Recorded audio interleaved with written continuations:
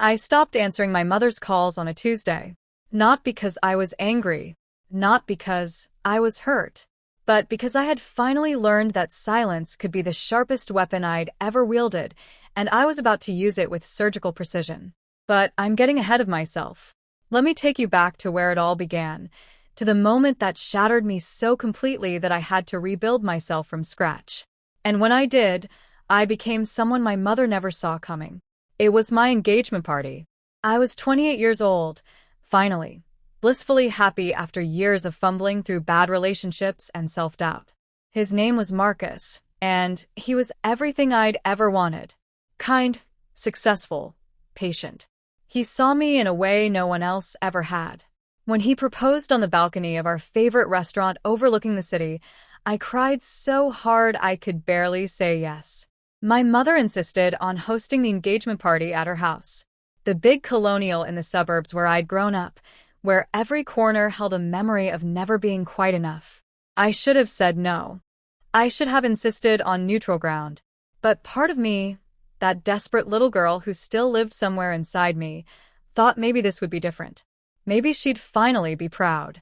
The party was everything she wanted it to be. Elegant. Expensive. Impressive. She'd invited everyone who mattered in her social circle, plus my actual friends and Marcus's family. The house gleamed. The caterers moved like shadows. Crystal champagne flutes caught the light from the chandelier she'd had installed specifically for this event. I wore a cream dress I'd spent 3 months searching for. Marcus held my hand and introduced himself to distant relatives I barely remembered. Everything was perfect. Until it wasn't. We were in the living room, surrounded by about 40 people. My mother had just finished telling a story about my cousin Rebecca's recent promotion to senior partner at her law firm. Rebecca stood there glowing, accepting congratulations, while my mother beamed at her like she'd personally hung the moon. Someone I don't even remember, who asked what I did for work. I felt Marcus squeeze my hand. He knew this was complicated territory. I'm a freelance graphic designer, I said, keeping my voice steady. I work with small businesses mostly, helping them develop their brand identity. I just finished a really exciting project with. She makes little logos on her computer, my mother interrupted, her voice carrying across the room in that particular way she had. Light. Dismissive. Lethal. The conversations around us began to quiet. Mom, it's actually more complex than. Rebecca went to Harvard Law. My mother continued, as if I hadn't spoken. Top of her class. Now she's making real money, real impact. Building a real career. My face burned. I felt every eye in the room on me. Honey, why don't we go check on the caterer? Marcus whispered, trying to give me an escape route. But I couldn't move. I stood there, frozen, as my mother kept talking. I tried to tell her, she said to the room at large, shaking her head with that sad smile I knew so well. I tried to push her toward law school, medical school, something substantial. But she insisted on art school. Art school. For what? So she could work from home in her pajamas making drawings for people's little hobby businesses? Someone laughed nervously. I wanted to die. She's incredibly talented, Marcus said, his voice firm but polite. She's built a successful business from the ground up. She has clients across 3 states. My mother waved her hand dismissively. It's very nice that you're supportive, Marcus. That's what a good husband does. But let's be honest about what this is. She turned to me then, and I saw something cold in her eyes. Something I'd seen my whole life, but never wanted to name. Sweetheart, we love you, but you've always been the creative one. The dreamer, not the achiever. Rebecca is the achiever. You're you. The room was completely silent now. Making little pictures on a computer isn't a real career, she continued, and I heard someone gasp softly. It's a hobby that occasionally pays. I keep hoping you'll grow up and do something serious, something I can actually brag about at the club, but... She sighed, like I was a great disappointment she'd learned to accept. Some people are just meant to do small things. And that's okay. Not everyone can be exceptional. Then she said it. The words that would echo in my head for months afterward. You're useless at anything that actually matters, honey. But at least you're pretty. And you found Marcus, so that's something. Maybe being someone's wife will be enough for you. I don't remember the next few minutes clearly. I know Marcus was furious. I know his mother looked horrified. I know my Aunt Carol tried to change the subject. I know my father stood in the corner, silent as always, letting my mother destroy me the way he'd let her destroy me my entire life. I know I excused myself to the bathroom and sat on the edge of the tub, shaking so hard my teeth chattered. I know that when I came back down, my mother was laughing with her friends like nothing had happened. We left early. Marcus was so angry he could barely speak. In the car, he held my hand and told me I should never speak to her again. That what she'd said was abusive. That I deserved better. But here's the thing about growing up with a mother like mine. You don't see it as abuse. You see it as truth. Because when someone spends your entire life telling you you're not enough, you start to believe them. You start to think they're just being honest. That everyone else is too polite to say what they really think. I went home that night and looked at myself in the mirror and wondered if she was right. If I was just playing at being a real adult. If my business was just a cute hobby. If I was useless. Marcus found me there at 2 a.m, still staring at my reflection. "She's wrong," he said quietly. "You know that, right?" But I didn't. Not then. The next few weeks were a blur. My mother called twice, not to apologize, but to tell me I'd embarrassed her by leaving early.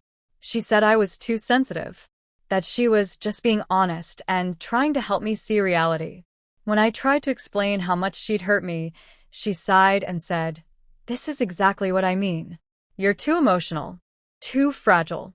The real world requires tougher skin than you have." My father sent a text. "Your mother loves you. Just let it go." Rebecca sent flowers with a note that said, "Sorry about the party. You know how Aunt Linda is. XXX. Everyone wanted me to move on, to forgive and forget, to accept that this was just how my mother was, and being upset about it made me the problem. Marcus was the only one who stayed angry on my behalf. Don't answer her calls," he said. "Not until she apologizes. Really apologizes." So I didn't. I let her calls go to voicemail. I didn't respond to her texts. I didn't engage. And that's when I discovered something interesting. My mother couldn't handle being ignored.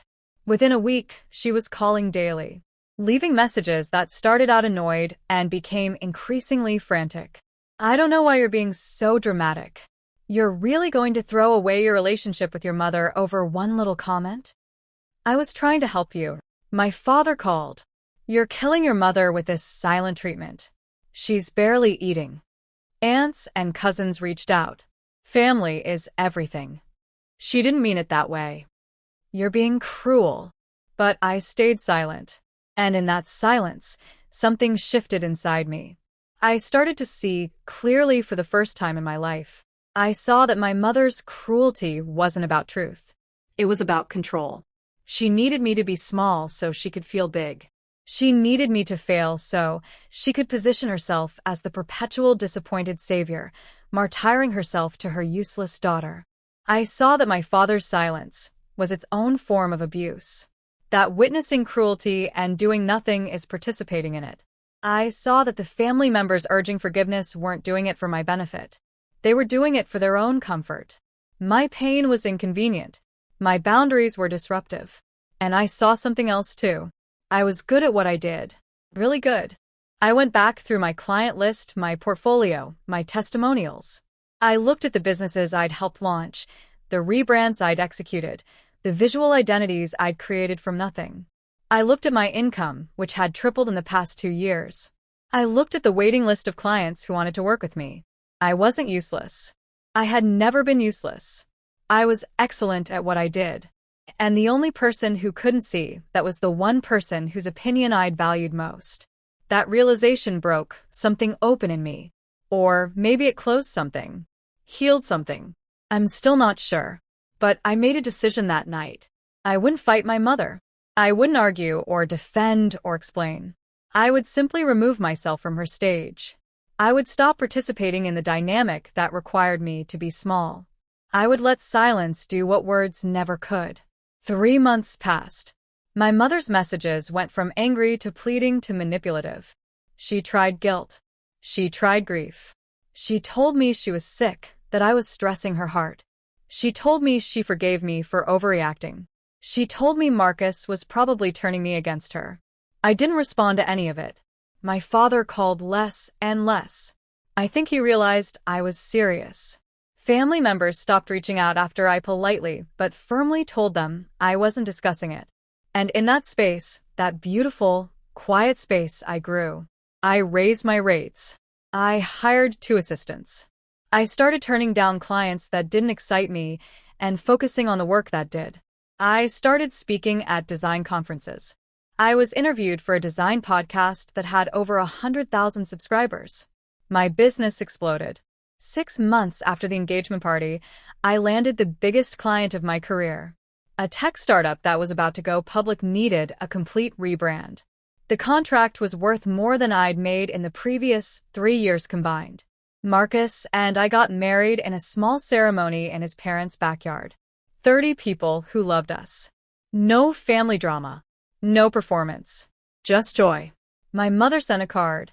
I'm sorry you felt the need to exclude your own mother from your wedding.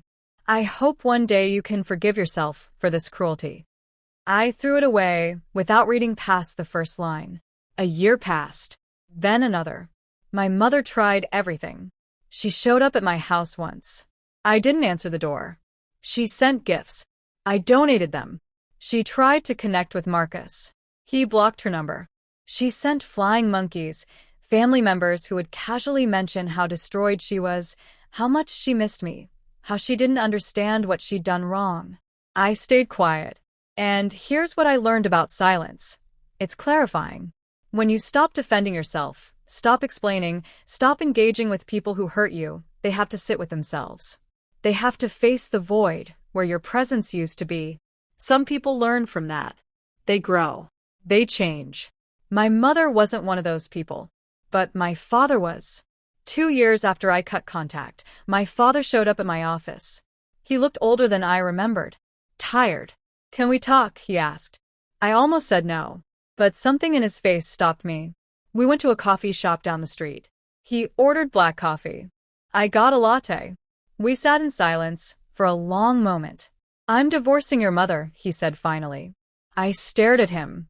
I should have done it years ago, he continued. Decades ago. I let her treat you the way she did, because it was easier than standing up to her. I told myself she loved you in her own way. That you needed to toughen up. That I was keeping the peace. He looked at me with red-rimmed eyes. I was a coward. I let her destroy your childhood because I didn't want to deal with the fallout of protecting you. I didn't know what to say. When you stopped talking to her, he said, she fell apart. And I realized I'd never seen her face consequences before. Not real ones. She could say anything, do anything, and someone would always smooth it over. Usually me. Sometimes you, trying to win her approval. He shook his head. But you didn't smooth it over this time. You just left. And she couldn't handle it. So, she's learned her lesson? I asked, my voice hollow. No, my father said quietly. She hasn't learned anything. She's playing victim. Telling everyone you're cruel and ungrateful. Rewriting history to make herself the wronged party. Then why are you here? Because I learned something, he said. I learned that watching her desperately try to get your attention, watching her lose her mind over your silence, I saw her clearly for the first time. I saw what she is. What she's always been. A narcissist who needs constant validation and will destroy anyone who doesn't provide it. He reached across the table, but didn't quite touch my hand. I'm sorry I didn't protect you. I'm sorry I chose comfort over your well-being. You deserved a better father. It was the apology I'd needed my whole life, from the wrong parent. We talked for 2 hours. He told me about the divorce proceedings, how ugly it was getting. How my mother was telling everyone he was having a breakdown, that I'd poisoned him against her. How she was trying to take everything in the divorce. Let her try, he said tiredly. I don't care anymore. I just want out. Before he left, he asked if we could stay in touch. I don't expect you to forgive me immediately. Or ever. But I'd like to try to be the father I should have been. If you'll let me, I told him I'd think about it. And I did. Over the next several months, my father proved he was serious. He went to therapy. He apologized without making excuses. He asked about my business with genuine interest.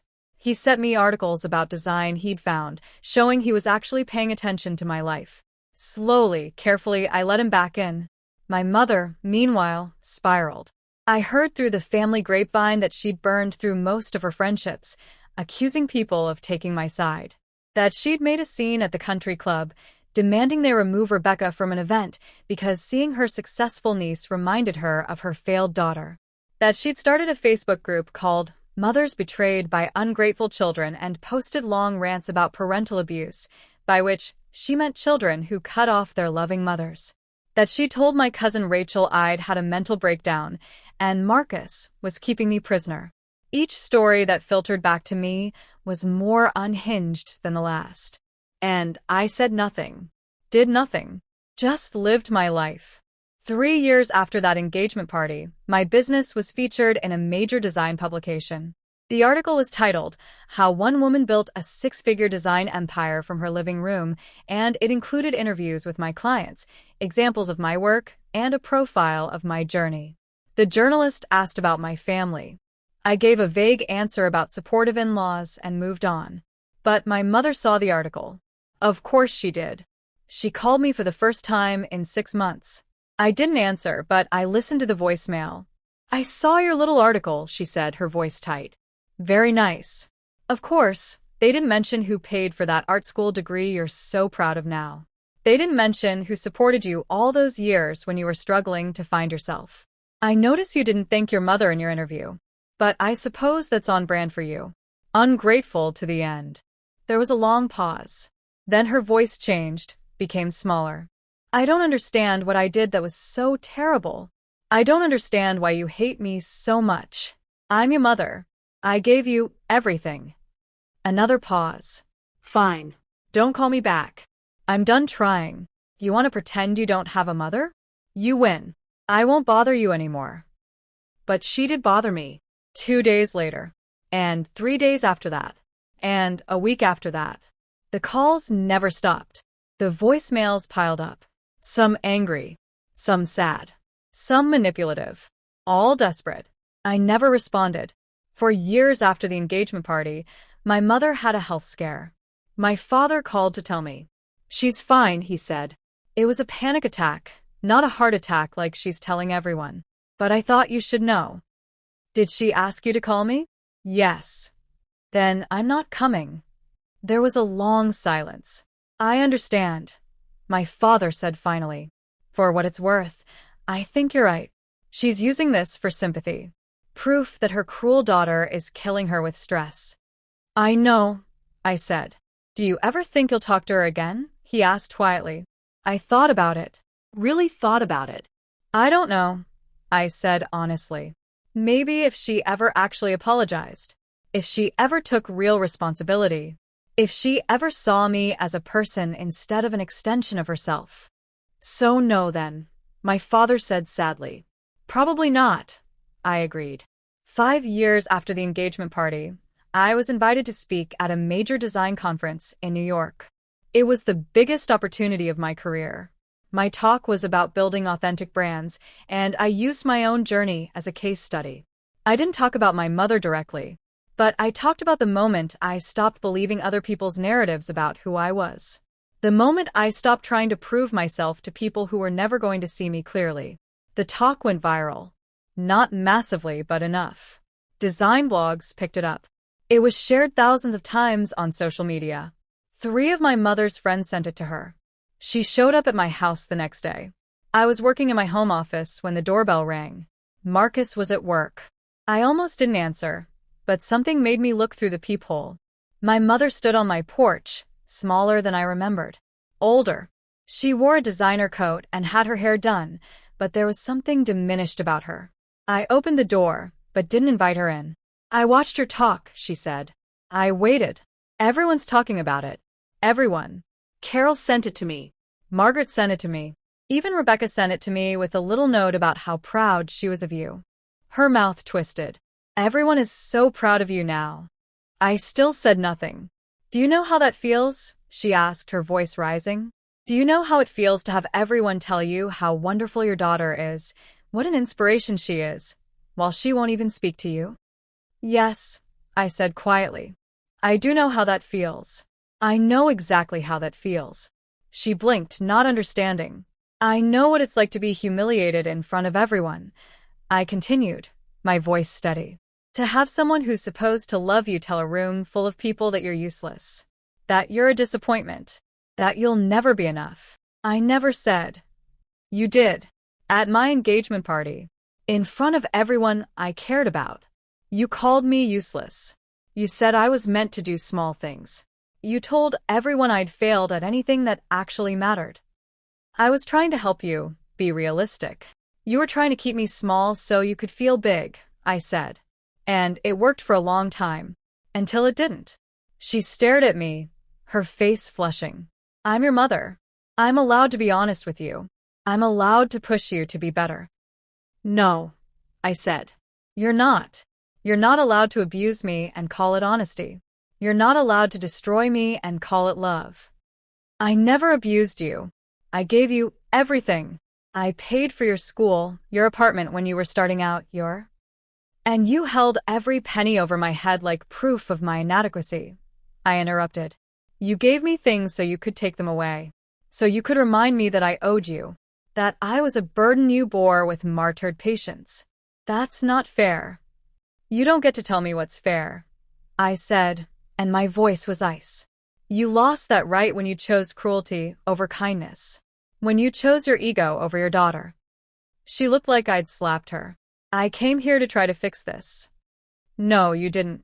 You came here because my success embarrasses you. Because people are asking questions you can't answer.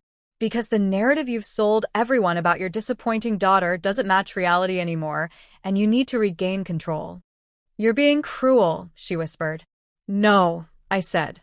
I'm being honest. Something you claimed to value. We stood there in the doorway, 5 years of silence between us. What do you want from me? She asked finally, and she sounded genuinely lost. Nothing, I said.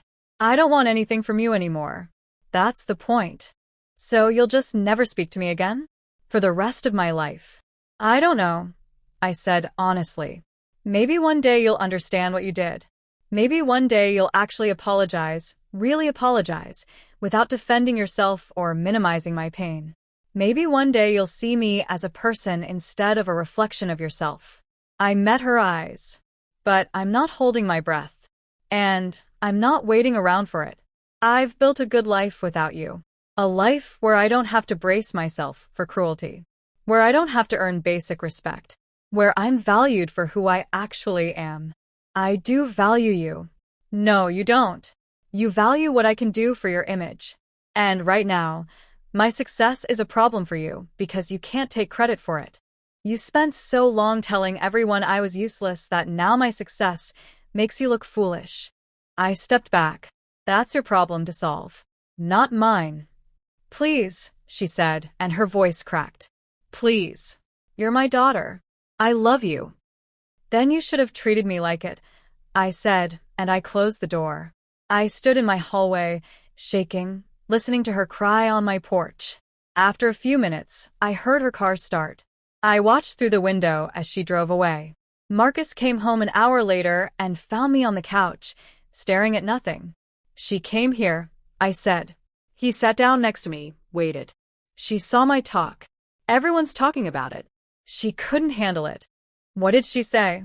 What she always says. That she loves me. That I'm being cruel. That she doesn't understand. I looked at him. She wanted me to make her feel better about the situation she created. And did you? No, I said. I told her the truth. And then I closed the door. He pulled me against him. I'm proud of you. I feel like I should feel bad, I said. She's my mother. She was crying. Abusers cry too, Marcus said quietly. It doesn't change what they've done. That night, I got an email from my father. My mother had called him, hysterical, saying I'd verbally attacked her. That I was cruel and heartless. That she'd tried to reconcile, and I'd thrown it in her face. I told her that wasn't how it sounded to me, my father wrote. I told her that showing up at your house without permission wasn't trying to reconcile, it was violating your boundaries. She hung up on me. Just wanted you to know I've got your back. I cried reading that email, not from sadness, but from relief. From the strange comfort of finally having a parent who chose me. 6 months later, my mother tried one more time. She sent a letter, not an email, a physical letter, handwritten on her expensive stationery. I almost threw it away without reading it. But curiosity won. Dear daughter, it began, and I almost laughed at the formality. The letter was 6 pages long. 6 pages of self-justification, manipulation, and victim mentality wrapped in the language of reconciliation. She was sorry I felt hurt. She hoped I could forgive her for whatever I thought she'd done. She wanted me to know that she'd always supported me, even when I made it difficult. That she'd tried her best. That being a mother was thankless work and she was tired of being punished for loving me. There was no actual apology. No acknowledgement of what she'd actually done. No recognition of my humanity. Just 6 pages of her rewriting history to center herself. I put the letter in my desk drawer, next to all the voicemails I'd saved. Evidence. Documentation. Proof that I wasn't crazy, that I hadn't imagined the cruelty. And then I went back to my life. Years passed. My business grew. Marcus and I bought a house. We talked about having kids. My father became a real presence in my life. Showed up to dinners, asked thoughtful questions, actually knew me. My mother faded into background noise. A text on holidays I didn't answer. A card at Christmas I threw away. Family members occasionally asking if we'd reconciled yet, disappointed when I said no. But here's the thing they never understood. I wasn't punishing my mother. I wasn't trying to hurt her. I wasn't holding a grudge. I was simply protecting myself. I was choosing peace over performance. I was refusing to set myself on fire to keep her warm.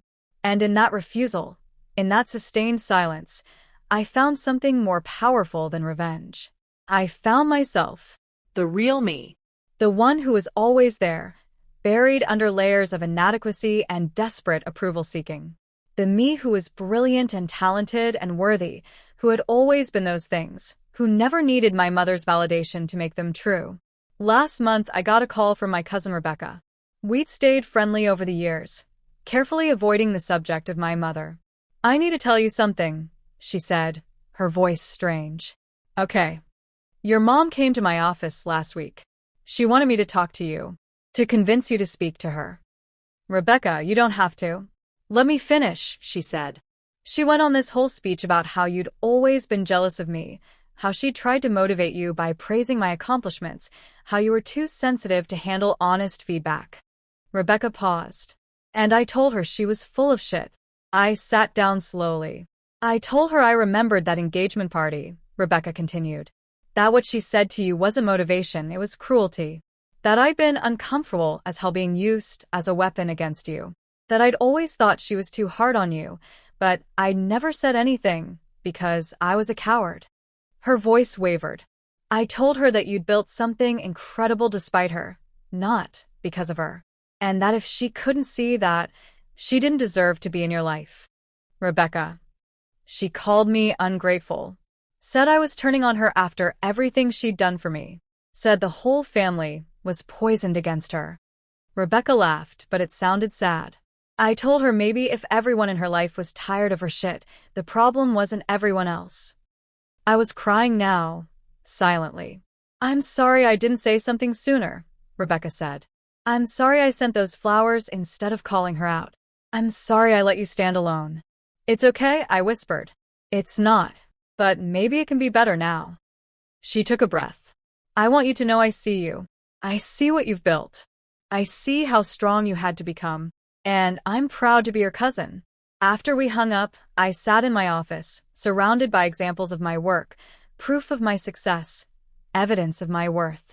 And I thought about my mother, alone in her big house, burning through relationships, unable to understand why no one would participate in her delusions anymore. I thought about the engagement party, about standing in that room being told I was useless while everyone watched. I thought about the silence that followed. The years of it. The power of it. People think revenge has to be loud, has to be confrontational, has to involve dramatic speeches and righteous anger. But sometimes the most devastating thing you can do to someone who needs control is simply refuse to play the game. Sometimes the most powerful statement you can make is saying nothing at all. My mother called yesterday. I saw her name on my phone screen. I felt that old familiar pull, that instinct to answer, to try again, to hope this time would be different. But I knew better now. I let it ring. I let her voice disappear into my voicemail. I deleted it without listening. And then I went back to work, to my beautiful life, to the world I'd built from the ashes of her cruelty. She called me useless once, in front of everyone who mattered. So I let silence destroy her, one unanswered call at a time. And I've never felt more powerful,